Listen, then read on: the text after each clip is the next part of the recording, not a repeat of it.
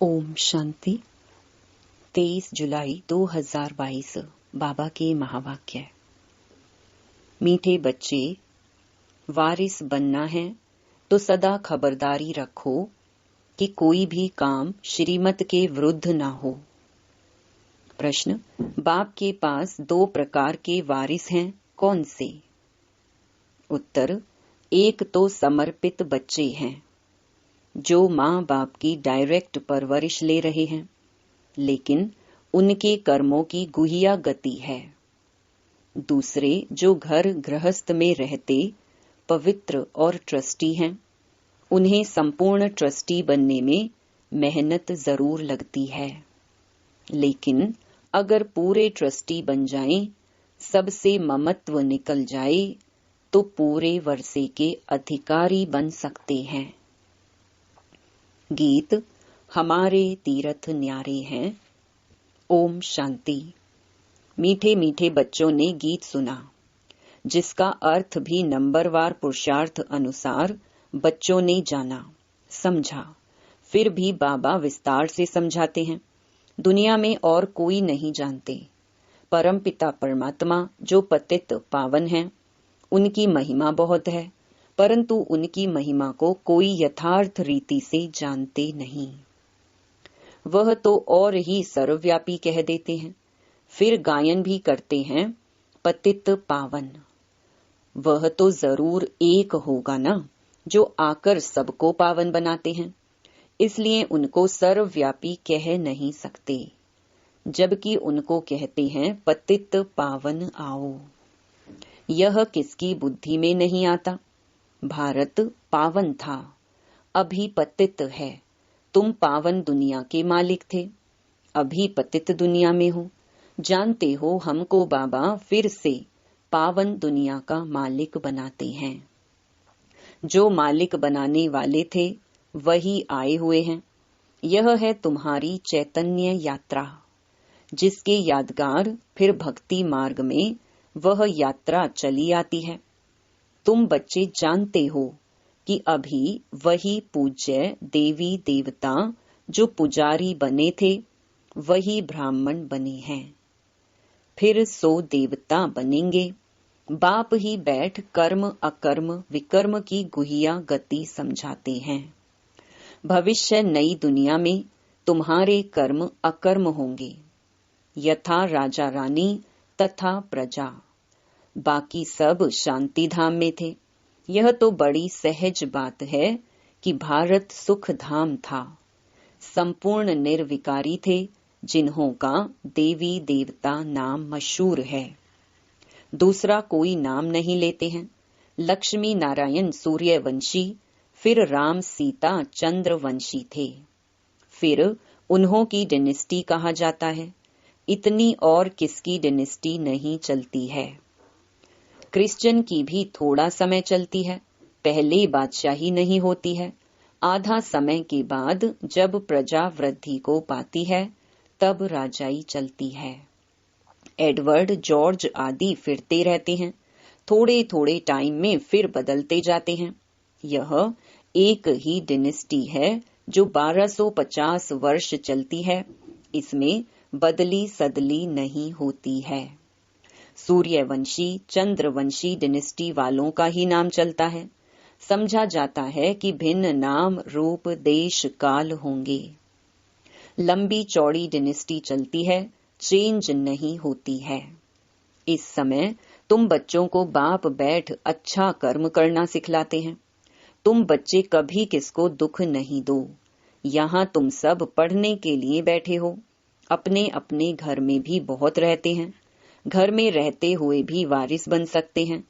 यहाँ जब तक माँ बाप परवरिश करते हैं, उन्हों के कर्मों की गति भी न्यारी है। बाकी जो बाहर रहते हैं, सब कुछ बाबा का समझ ट्रस्टी बनकर रहते हैं, वह भी जैसे वारिस हो गए। हाँ, डिफिकल्टी जरूर होती है जब सबसे ममत्व टूट जाए और पूरा निश्चय हो हम सब कुछ उनके अर्पण करते हैं। जीते जी हम उनकी मिल्कियत के ट्रस्टी हैं। ऐसे कोई जीते जी बनते नहीं हैं। जब मरने का समय होता है तब ट्रस्टी बनाकर जाते हैं, यहाँ सरेंडर करते हैं। बाबा कहते हैं बच्चे ट्रस्टी होकर रहो। यह तो भक्ति मार्ग में भी कहते आए हो, भगवान ने सब कुछ दिया है। अभी बाप कहते हैं बच्चे यहाँ तुम सम्मुख बैठे हो, अब देह सहित जो भी तुम्हारा है उनसे ममत्व निकालना है। जिसके लिए कहते आए हो सब कुछ ईश्वर का दिया हुआ है। जब वह आएंगे तब उन पर वारी जाएंगे, उनके हवाले सब कुछ कर देंगे। यहाँ तो इनको जायदाद आदि बनानी नहीं है, यह कोई लेने वाला नहीं है, देने वाला है।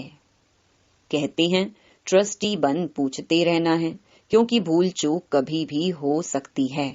पक्का ट्रस्टी होने में टाइम तो लगता है, बाबा जानते हैं टाइम लगेगा। ट्रस्टी होने से ही वारिस बनते हैं, यहाँ रहने वाले भी ट्रस्टी बनते हैं। बाबा कहते हैं मैं रिटर्न में वैकुंठ की बादशाही देता हूँ। तुम्हें दूसरा जन्म अमर लोक में लेना है, ट्रस्टी होकर फिर खबरदार भी रहना है। अक्सर करके गरीब ही निमित्त बनते हैं ऊंच पद पाने, वारिस बनते हैं। कोई फिर पिछाड़ी में चंद्रवंशी में जाकर मालिक बनेंगे, तब तक बड़ों के आगे सर्विस करते रहेंगे। अब भी कई ऐसे हैं जो कभी उन्नति को नहीं पाते हैं, फिर समझा जाता है उनकी तकदीर में शायद कुछ नहीं है। सर्विस करते करते पिछाड़ी में कुछ पद पा लेंगे, सो भी रहेंगे तो निकल गए तो प्रजा में भी कम से कम पद पाएंगे। बहुत हैं जो जामड़े माना बौने हैं, वृद्धि को पाते ही नहीं हैं, कुछ समझते ही नहीं हैं। कर्म विकर्म की गति बाप ही समझाते हैं। यहाँ कुछ भी अच्छे कर्म नहीं करते तो विकर्म वृद्धि को पाते जाते हैं। तुम भी कहेंगे यह तो ड्रामा का पार्ट हुआ ना, यह भी जरूर चाहिए। जो राजाई के अंदर रहते नौकरी आदि करते रहेंगे, नौकर फिर उन्नति को पाते पिछाड़ी में राजाई पाएंगे।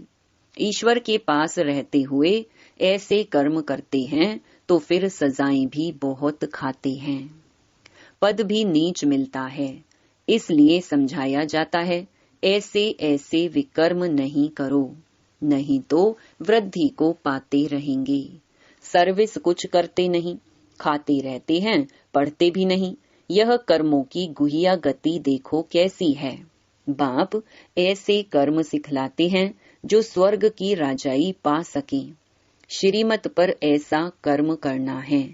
आसुरी कर्म भी देखते हो, कितने गरीब फिर पापी अजामिल जैसे बन जाते हैं। यहाँ भी ऐसे बनते हैं। कोई तो बादशाह बनते, फिर कोई दास दासी बन पिछाड़ी में कुछ पद पा लेते हैं। ऐसे भी हैं। बाप अच्छी तरह जानते हैं, यहाँ रहते भी अच्छा कर्म नहीं करते हैं तो नशा भी नहीं रहता है। कर्मों की गति बाप बैठ समझाते हैं। बाप कहते हैं मैं हूँ ही गरीब निवाज, मुझे गरीबों के पाई पाई से स्थापना करनी है। मैं साहूकार निवास तो नहीं हूँ। अक्सर करके माताएं गरीब होती हैं, उनके हाथ में कुछ भी नहीं रहता है। वह कोई हाफ पार्टनर नहीं है, नहीं तो विल करते तो आधा हिस्सा उन्हों का निकालते। घर के तो बच्चे ही वारिस होते हैं। भल गवर्नमेंट ने आजकल कायदे निकाले हैं। अभी तुम जानते हो भारत बिल्कुल ही गरीब है। कुमारियां अक्सर करके गरीब होती हैं, जब तक ससुर घर जाएं, विकार का सौदा हो तब मिले। यह है ही विशियस वर्ल्ड। निर्विकारी कभी किसी के आगे हाथ नहीं जोड़ेंगे, यह किसको पता नहीं है। जो निर्विकारी हैं वही फिर विकारों में गिरते हैं। भगत लोग तो समझते कि कृष्ण हाजिरा हजूर है, भगवान कभी मरता नहीं है, पुनर्जन्म नहीं लेता। तुमको तो अभी ज्ञान है। जानते हो लक्ष्मी नारायण सबसे ऊंच स्वर्ग के मालिक थे। सीता राम को स्वर्ग का मालिक नहीं कहेंगे, यह भी अभी रोशनी मिली है। तो बाप समझाते हैं जबकि अब सदगति होती है तो दुर्गति का कोई भी कर्तव्य नहीं करना है। सबसे पहले तो देह अभिमान छोड़ना है। सबसे अच्छा कर्म है एक बाप को याद करना, देही अभिमानी हो रहना, अपनी जांच करते रहना है। कोई विकार तो नहीं आया, लोभ भी नहीं करना है। जबकि सब कुछ ईश्वर का है तो हम लोभ क्यों रखें। हमको जो बाप कहते हैं वह करते हैं। बाप तो हर एक बच्चे की रग अच्छी तरह देखते हैं ना। पोता मेल भी देखते हैं। कोई बहुत गरीब होते हैं तो कुछ ना कुछ 15-20 रुपया बचाकर भी देते हैं, अपना भविष्य बनाते हैं। बाप राय भी देते हैं, थोड़ा बहुत फिर अपने बैंक में रखो, 5, 2, 10 बैंक में रखो तो श्रीमत मिली ना। पेट को पट्टी बांधकर भी शिव बाबा को देते हैं। शिव बाबा इन द्वारा ही तुम्हारे रहने करने के प्रबंध में लगाते हैं। यह ब्रह्मा बाबा भी शिव बाबा का अकेला बच्चा है। यह इकट्ठा क्यों करेगा, जबकि इसने ही अपना सब कुछ माताओं की सेवा में लगाया है, सब कुछ दे दिया। यह बच्चियां फिर 21 जन्मों के लिए वर्षा पाती हैं। तुम जानते हो हमारे देवी देवताओं का गृहस्थ धर्म पवित्र था। अभी तो पतित बन गए हो, तब बाबा समझाते हैं यह भी ट्रस्टी हो गया ना। तुम माताओं को ट्रस्टी बना लिया, तुम यह संभालो, ममत्व टूट गया। बाप ने साक्षात्कार करा दिया कि तुम विश्व के मालिक बनते हो। विनाश की तैयारियां भी देख रहे हैं, परंतु यह कोई नहीं समझते कि विनाश कराने वाला कौन है। कोई प्रेरक जरूर है, समझते भी हैं कि विनाश होने वाला है, जरूर भगवान भी होगा, परंतु किस रूप में होगा, कृष्ण कैसे आए। भल कृष्ण का रूप बहुतों का बना देते हैं, परंतु वह तो आर्टिफिशियल हो जाता है। बहुत हैं जो कृष्ण का रूप बनाकर ठगते हैं, कोई का फिर जड़ मूर्ति में भाव बैठ जाता है, तो वैसे ही साक्षात्कार हो जाता है और फिर जाकर उनको चटकते हैं, क्योंकि कृष्ण है मोस्ट लवली बालक स्वर्ग का। उनमें कशिश बहुत है, बाबा से बहुत भारी वर्षा लेना होता है। बाप बैठ समझाते हैं कर्मों के ऊपर। बाबा से अगर कोई पूछते हैं तो बाबा झट बता सकते हैं, यह कुछ समझते ही नहीं। कर्म ऐसे करते हैं जो विकर्म ही होता है। देह अभिमान बहुत रहता है। भल शिव बाबा कहते रहते हैं, ऐसे तो शिव बाबा के भगत बहुत हैं। काशी में भगत बैठे हैं, उन्हों का यह मंत्र है, शिव काशी विश्वनाथ गंगा। अर्थ कुछ भी नहीं समझते हैं, समझते हैं गंगा इनसे निकली है, इसलिए गंगा के कंठे पर जाकर बैठते हैं। समझते हैं हम वहां मुक्त हो जाएंगे। शिव काशी उच्चारते हैं, फिर दिखाते हैं भागीरथ ने गंगा लाई। क्या गंगा द्वारा पतित से पावन हो जाएंगे? पतित पावन को तो पुकारते हैं ना। वह कौन है, कैसे सहज राजयोग सिखाते हैं, यह कोई जानते नहीं। शिव बाबा को कैसे याद किया जाता है, यह भी तुम जानते हो। तुम्हारी है याद की यात्रा। तुम्हारी जिस्मानी यात्रा बंद है, वह होती है जिस्मानी यात्रा, यह है रूहानी यात्रा। बाप कहते रहते हैं, बच्चे घर को याद करो। यह छी दुनिया, छी पुराना शरीर है। मैं तुम्हारा बाप हूँ, तुमको वापस ले जाऊंगा। इस महाभारत की लड़ाई में कितने खत्म होने वाले हैं, इतने करोड़ों मनुष्य हैं, उनकी आत्माएं कहाँ जाएंगी? अपने अपने धर्म के सेक्शन में स्टार मिसल जाकर रहेंगी। उसे कहा ही जाता है निराकारी दुनिया। वर्ल्ड उसको कहा जाता जहाँ बहुत रहते हैं। अगर कहीं ब्रह्म में लीन हो जाते हैं तो वर्ल्ड तो हुई नहीं। गाया जाता है निराकारी दुनिया, जिसमें आत्माएं रहती हैं, जिनको फिर पार्ट बजाने आना है। यह अविनाशी ड्रामा है। प्रलय तो कभी होती नहीं। सतयुग से कलयुग तक मनुष्यों की वृद्धि होती जाती है। वहाँ दूसरा कोई धर्म नहीं होगा। यहाँ तुमको नॉलेज का मालूम है, वहाँ सतयुग में नॉलेज नहीं रहती। इस समय तो बाप आप समान त्रिकालदर्शी बनाते हैं। अच्छा, मीठे मीठे सिकी लधे बच्चों प्रति मात पिता बाप दादा का याद, प्यार और गुड मॉर्निंग। रूहानी बाप की रूहानी बच्चों को नमस्ते। धारणा के लिए मुख्य सार।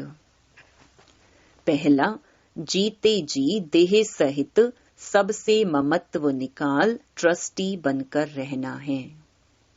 श्रेष्ठ कर्म करने हैं, कभी भी किसी को दुख नहीं देना है। दूसरा, किसी भी चीज में लोभ नहीं रखना है। रोज अपना पोतामेल देखना है कि मेरे में कोई विकार तो नहीं है। देह अभिमान छोड़ एक बाप को याद करने का श्रेष्ठ कर्म करना है। वरदान, अपने क्षमा स्वरूप द्वारा शिक्षा लेने वाले मास्टर क्षमा के सागर भव। यदि कोई आत्मा आपकी स्थिति को हिलाने की कोशिश करे, अकल्याण की वृत्ति रखे, उसे भी आप अपने कल्याण की वृत्ति से परिवर्तन करो या क्षमा करो।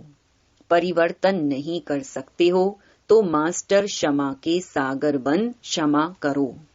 आपकी क्षमा उस आत्मा के लिए शिक्षा हो जाएगी। आजकल शिक्षा देने से कोई समझता कोई नहीं, लेकिन क्षमा करना अर्थात शुभ भावना की दुआएं देना, सहयोग देना।